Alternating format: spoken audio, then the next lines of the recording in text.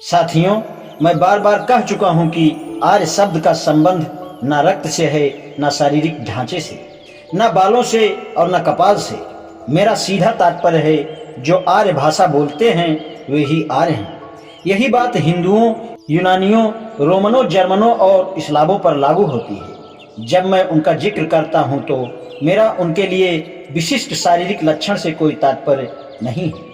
नीली आंखों वाले, घने बालों वाले स्कैंडिनेविया चाहे विजयी हों या पराजित, चाहे उन्होंने अपने काले स्वामियों की भाषा भी अपना ली हो या उसके विपरीत रहे हो, मैं जब उन्हें हिंदू, यूनानी, रोमन, जर्मन या इस्लाम कहता हूं तो इस आशय से जोर देकर कहता हूं कि काले से काले रंग के हिंदू भी आरंभ में आर्य भाषा भाषी रहे हैं और उन्हें मैं गोरे से गोरे स्कैंडिनेविया समझता हूँ। ये दृढ़ शब्द कठोर हो सकता है, परंतु हम अपनी भाषा के बारे में फैसला नहीं कर सकते। मेरी दृष्टि में कोई किसी प्रजाति वैज्ञानिक ने आर्य नस्ल की बात कही है, वह उसकी आंखें और बाल का हवाला देता है, तो वह किसी बहुभाषा भाषी की तरह पापी है जो दीर्घ शिरस्थ शब्दावली का प्रयोग करता है या लघु शिरस्थ का सिद्धांत प्रस्तुत करता है। यह भाषा के बेबीलोनी भ्रमजाल से भी बुरा है। वह चोरी है।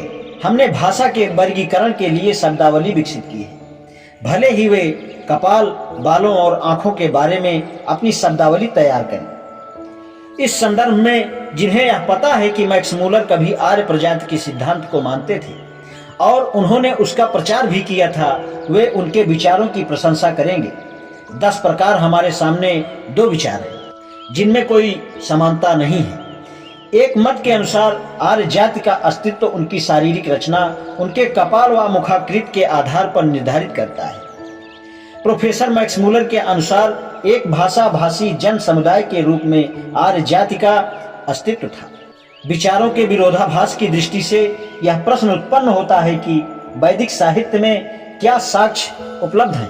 वैदिक साहित्य के विवेचन से पता चलता है कि ऋग्वेद में आर्य और अर्य दोनों शब्दों का प्रयोग किया गया है। एक दीर्घ आ के साथ है, दूसरा ह्रस्व आ के साथ है। आर्य शब्द का प्रयोग ऋग्वेद में 88 बार हुआ है। इसका उपयोग 4 विविध अर्थों, शत्रु, संभ्रांत, नागरिक, भारत देश का नाम और स्वामी, वैश्य या नागरिक के अर्थ में किया गया है। आर्य शब्द 31 बार आया है, किंतु उसका उपयोग कहीं भी जाति के अर्थ में नहीं किया गया। उपरोक्त चर्चा से यह सिद्ध होता है कि वेदों में अर्य या आर्य का शब्द उल्लेख जाति के अर्थ में कहीं भी नहीं किया गया। अतः आर्य या अर्य का अर्थ किसी जाति विशेष का नाम या संबोधन नहीं है। अब यह प्रश्न उठाया जा सकता है कि मानव शरीर रचना शास्त्र का साक्ष्य क्या है। आर्य जाति की पहचान के लिए केवल लंबे सिर का होना ही पर्याप्त नहीं। प्रोफेसर रिप्ले ने लंबे सिर वाली 2 जातियों का उल्लेख किया है। अतः हमारा यह प्रश्न अभी बरकरार है। अब हम अगला आधार लेते हैं। आर्य बाहर से आए, उन्होंने भारत पर आक्रमण किया और यहाँ के मूल निवासियों पर विजय प्राप्त की। बेहतर होगा कि इन प्रश्नों को हम अलग अलग ही लें। आर्य जाति भारत में कहाँ से आई? आर्य जाति के मूल स्थान का पता लगाने के बारे में बहुत भ्रामक विचार हैं। बेनफे के अनुसार आर्यों के मूल स्थान का निर्धारण समान शब्दावली के आधार पर किया जाना चाहिए।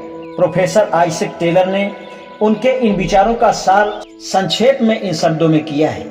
सभी आर्यों की भाषा में समान शब्दावली इस बात का संकेत दे सकती है कि उस मूल भाषा के शाखाओं में बट जाने के पहले उनका आरंभिक प्रदेश कौन सा था। उन्होंने कहा है कि कुछ पशुओं और वृक्षों के नाम जैसे बीच और भुज, वृक्ष तथा पशु, भालू और भेड़िया ऐसे शब्द हैं जिनसे आदिम आर्य भली भांति परिचित थे और ये सभी कटिबंधीय जलवायु में मिलते हैं और विशेष यूरोप में, जबकि दक्षिण एशिया के पशु और वृक्ष, बाघ और ताड़ जिनसे केवल भारतीय और ईरानी परिचित थे। उनका कहना है कि आदिम आर्यों की भाषा में बाघ और सिंह जैसे इन एशियाई जंगली जानवर या एशिया का प्रमुख भारवाही पशु ऊंट समान नामों के आर्य शब्दावली में न होने से इस सिद्धांत को स्वीकार नहीं किया जा सकता कि आर्य कैस्पियन सागर के पूर्वी क्षेत्र से आए, क्योंकि यूनानी सिंह को सामी नाम से जानते हैं और भारतीय नाम का मूल आर्य मूल से मेल नहीं खाता। इससे यह तर्क उभरता है कि सिंह यूनानियों और भारतीयों के लिए समान नहीं है। आज इतना ही, शेष कल। धन्यवाद।